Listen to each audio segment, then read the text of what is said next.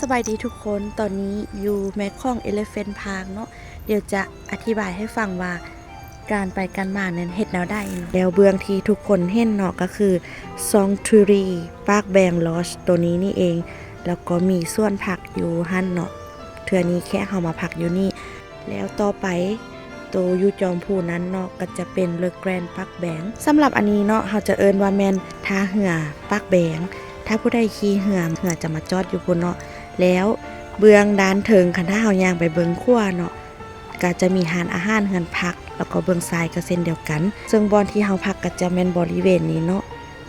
โดยทั่วไปราคาก็จะเริ่มต้นอยู่200,000 300,000ขึ้นไปประมาณนี้ส่วนว่าอาหารการกินเนาะก็สำหรับค่อยคิดว่าก็บ่ได้มีหลายปานใด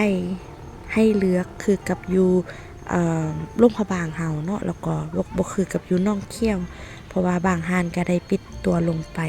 สำหรับไผเนาะที่อยากมาเที่ยวปากแบงก็สามารถมาทางรถเนาะทางรถก็จะผ่านเส้นทางอุดมไซต์หรือจะมาทางเรือก็ได้ทางเรือนี่ก็ลองลงพะบางมาฮอดพี่เลยใช้เวลาประมาณ10ชั่วโมงทั่วไปเนาะแขกที่ว่ามาพักอยู่นี่ก็ย้อนว่าบางเทื่อเนาะเขาเจ้าเดินทางมา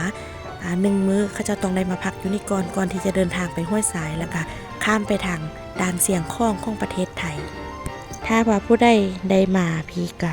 สามารถคอมเมนต์บอกได้เนาะว่าไปนอนเฮือนพักบ่อนได้ราคาดีสะอาดก็สามารถคอมเมนต์บอกได้เด้อขอบใจพบกันคลิปหน้าบ๊ายบาย